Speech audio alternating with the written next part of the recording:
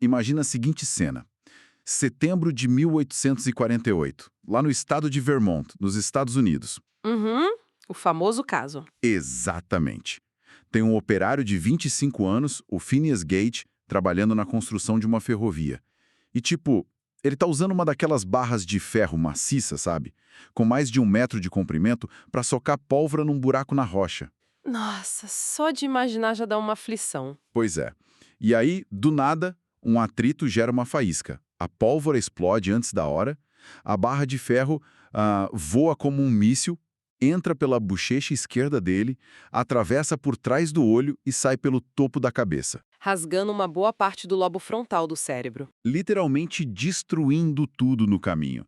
Mas a parte mais inacreditável para quem escuta essa história pela primeira vez não é o acidente em si. É que ele levanta do chão, senta, conversa com os colegas e depois caminha até a carroça para ir ao médico. É o tipo de coisa que, se colocassem no roteiro de filme, o pessoal ia dizer que forçaram a barra, né? Mas tá tudo documentado.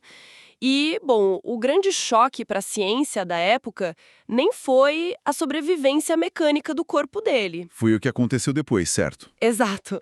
Nos meses e anos seguintes, o médico dele, o Dr. Harlow, começou a registrar uma mudança drástica na personalidade. Aquele cara que era descrito como super equilibrado, gentil, um ótimo funcionário, virou uma pessoa completamente rude, inconsequente, sabe? Incapaz de planejar o futuro. Uma transformação total de quem ele era, só por causa de uma lesão física. E é muito louco pensar que esse evento caótico, o azar de um único indivíduo ali no meio do nada, acabou virando a pedra fundamental da neurologia moderna. Com certeza. Isso levanta a bola para o tema principal da nossa imersão de hoje. Como é que a ciência pega um evento isolado assim, um ponto fora da curva total, e tira dali uma regra universal? Essa é a grande questão. A resposta está na essência de uma ferramenta muito famosa, mas olha, super mal compreendida. O tal do estudo de caso. E o Phineas Gage ilustra perfeitamente por que a gente precisa dessa ferramenta. Pensa bem, no século XIX não dava para fazer uma análise quantitativa sobre isso. Tipo, não tinha uma planilha com 1000 pessoas que tomaram uma barra de ferro na cabeça. Exatamente. Não tinha estatística. A ciência precisou mergulhar de cabeça nas minúcias daquele caso único para extrair um conhecimento real. Foi assim que descobriram a ligação entre o cérebro físico e o comportamento. O que nos traz para o nosso material de base de hoje. Nós vamos dissecar um guia muito robusto que foi publicado em 2023. Chama Estudos de Caso, Manual para Pesquisa Empírica Qualitativa. Um material de primeiríssima linha. Demais. Os autores são o José Mário Vanderlei Gomes Neto, o Rodrigo Barros de Albuquerque e o Renan Francelino da Silva.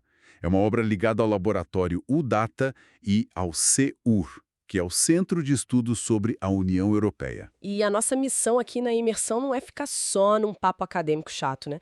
A gente quer mostrar como essa lente de observação rigorosa é um atalho valioso para qualquer pessoa no mundo real. Especialmente no mundo onde a gente é bombardeado por opiniões rasas o tempo todo.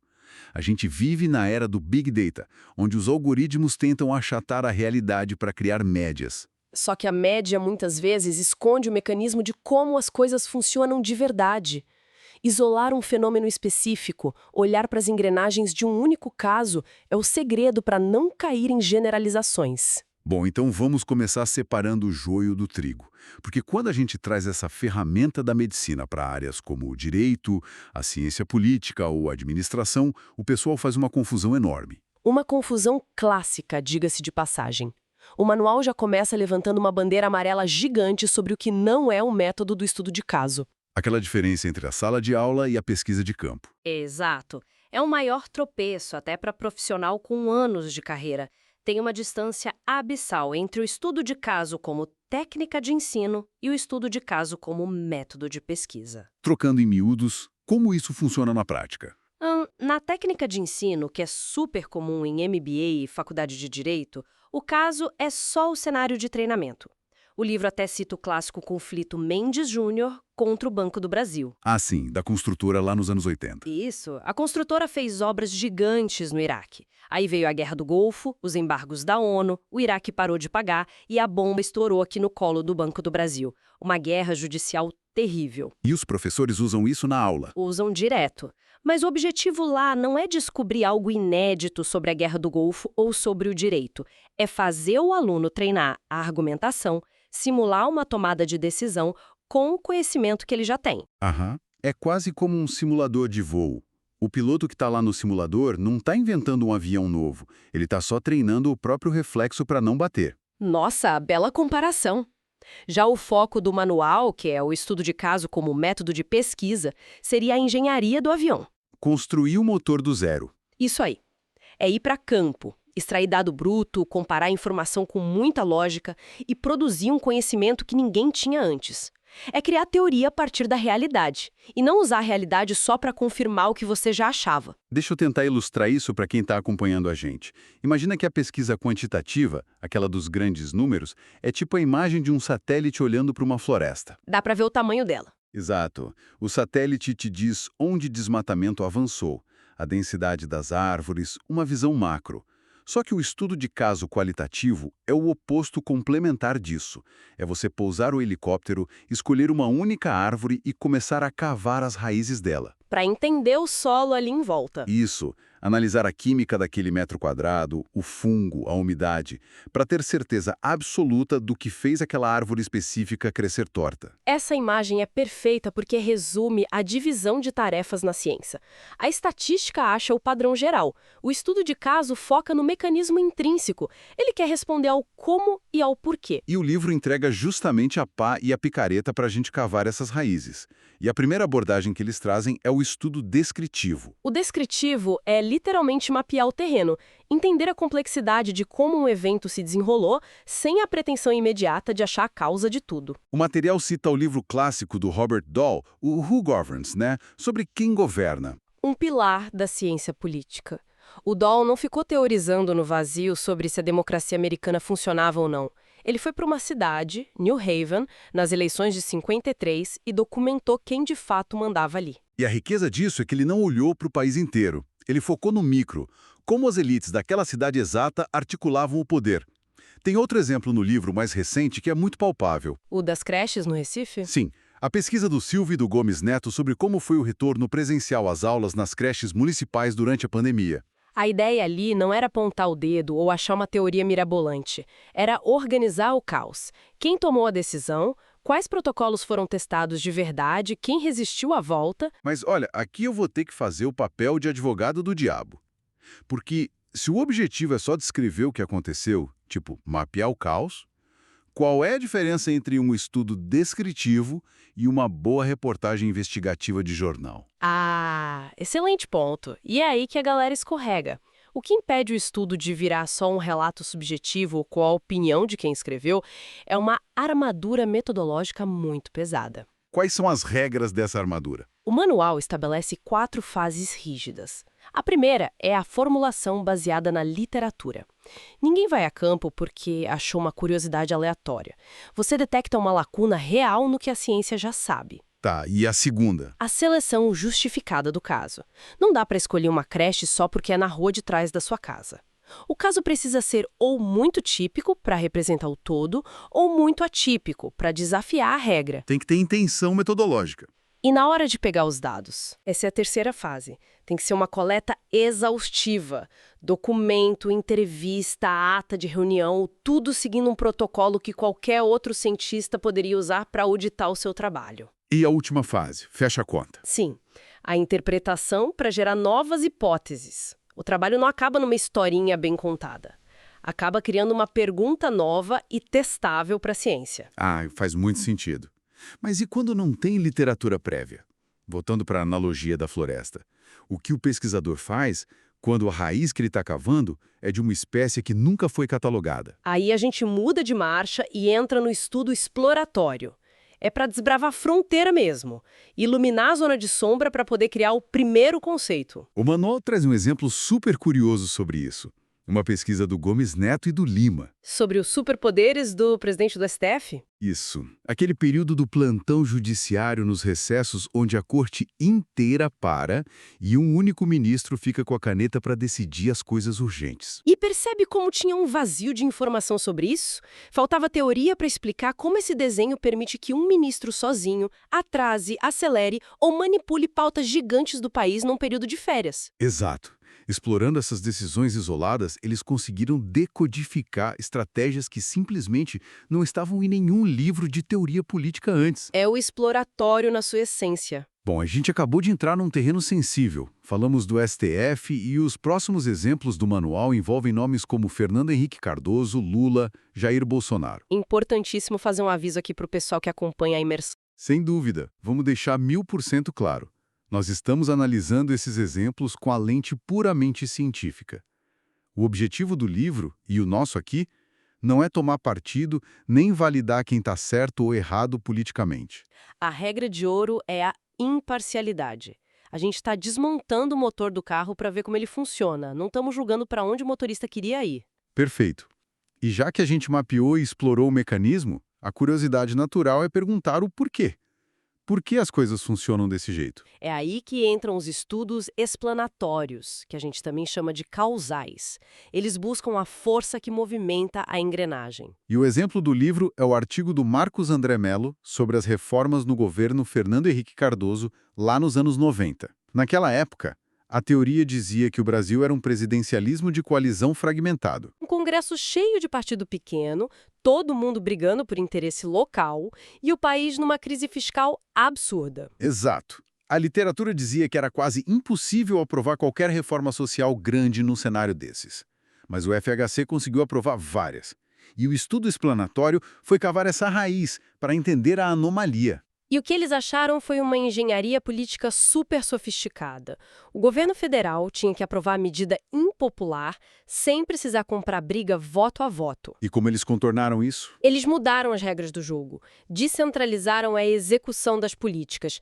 Em vez de Brasília fazer tudo, eles começaram a mandar o dinheiro e o poder direto para os prefeitos cuidarem da saúde e da educação na ponta. Mas espera, como dar dinheiro para o prefeito resolve a vida do presidente lá no Congresso Nacional com os deputados? Porque muda o custo político do deputado federal. Se o dinheiro já está caindo na conta do prefeito da base eleitoral dele e o prefeito está entregando postinho de saúde, o deputado perde a vontade de travar o governo federal. Ele vira refém do sucesso do prefeito. Caramba, não é mágica, é redesenho de incentivo puro. É a causalidade aparecendo. O estudo provou que essa descentralização reduziu a resistência no legislativo. Tem um outro exemplo explanatório no material que eu achei fascinante. A pesquisa de Gomes, Carvalho e Barbosa sobre a mudança de postura do STF na pandemia. Historicamente, se tem briga entre a União e os estados, o Supremo quase sempre decide a favor da União. É um padrão consolidado. Só que em 2020, quando o assunto era quem podia decretar lockdown e isolamento, a corte virou o disco, decidiu a favor de governadores e prefeitos. Por que essa quebra de regra? O estudo foi fatiar os votos para entender, e eles provaram que o risco iminente de um colapso sanitário alterou as prioridades lá dentro. A emergência era tão grande que o STF precisou proteger o poder local para garantir uma resposta rápida. A calamidade atropelou a regra histórica pró-União. Exatamente. O porquê ilumina o cenário de um jeito que os números frios não conseguem. Mas, claro, a ciência não fica olhando para uma árvore só a vida inteira.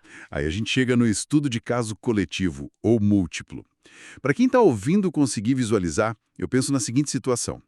Imagina que você vai em 5 restaurantes diferentes da mesma franquia e pede o mesmíssimo prato. Adoro essa analogia. O seu objetivo não é fazer um ranking gastronômico. Você quer entrar na cozinha de todos eles, ver a temperatura da chapa, a ordem que o cozinheiro põe o tempero, para entender por que a mesma receita chega com um gosto diferente em cada loja. É o coração da pesquisa comparativa. Você pega variáveis e coloca lado a lado. O manual traz o estudo do Santos Freitas sobre os prefeitos nas capitais em 2020, que é o exemplo perfeito disso.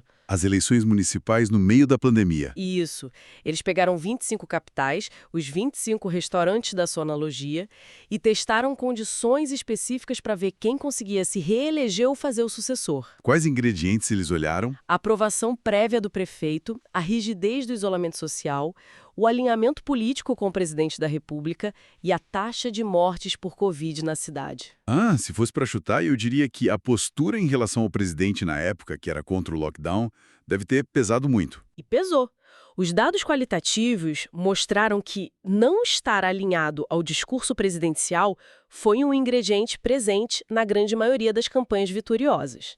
Mas o detalhe que a comparação revela é mais profundo. Qual foi o pulo do gato? Os prefeitos que já eram bem avaliados antes da crise e que conseguiram manter a taxa de mortalidade baixa criaram uma blindagem impenetrável contra a oposição. Mas e a rigidez do lockdown? Porque a lógica diz que quem fechou tudo e protegeu mais, ganhou mais voto, né? É aí que vem o dado contraintuitivo. A pesquisa mostrou que o excesso de lockdown, por muito tempo, não garantiu sucesso na urna. A fadiga econômica, o cansaço das pessoas começou a cobrar um preço eleitoral muito alto. Olha o nível de detalhe. Esse equilíbrio só aparece porque eles compararam as 25 cozinhas com muito rigor. Com certeza. E tem outro exemplo de caso múltiplo no livro que é devastador, focado na América Latina, o estudo do Oliveira sobre o foro privilegiado. Só lembrando, quem não é do direito, foro privilegiado é quando um político ou juiz só pode ser julgado por um tribunal superior, escapando da justiça comum. Eles analisaram as constituições de 24 países latino-americanos para entender por que uns dão esse escudo para os políticos e outros não.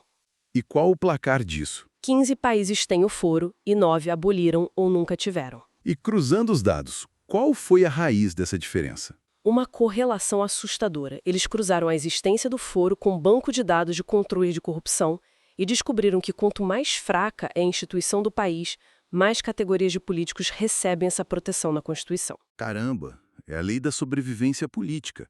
Se a democracia e o controle são frágeis, os caras criam uma armadura extra na lei. Isso muda tudo sobre como a gente lê o noticiário. Muda completamente, e isso faz uma ponte perfeita para a nossa pergunta final. A gente viajou da lesão no cérebro do Phineas Gage até o STF e as constituições latinas.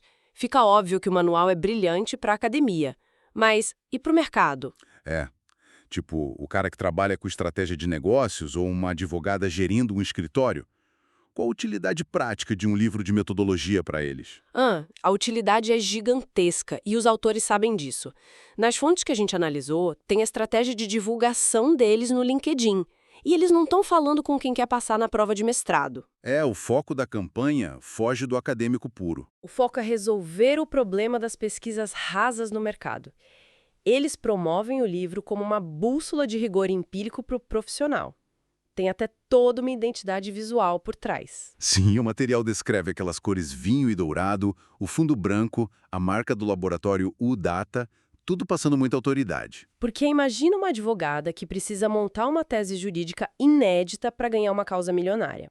Ou um gestor que precisa decidir se copia um programa de vendas da filial vizinha. Achismo não paga a conta nessas horas. Não paga. Eles precisam saber desconstruir os eventos.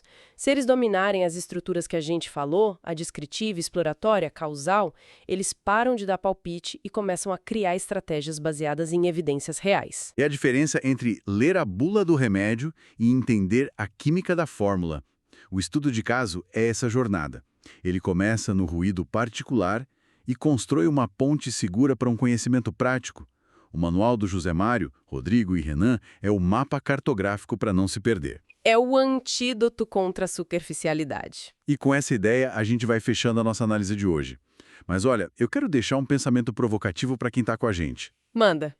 Se um estudo de caso bem feito revela as verdadeiras intenções de um governo ou o impacto real de uma lei na América Latina, pensa bem.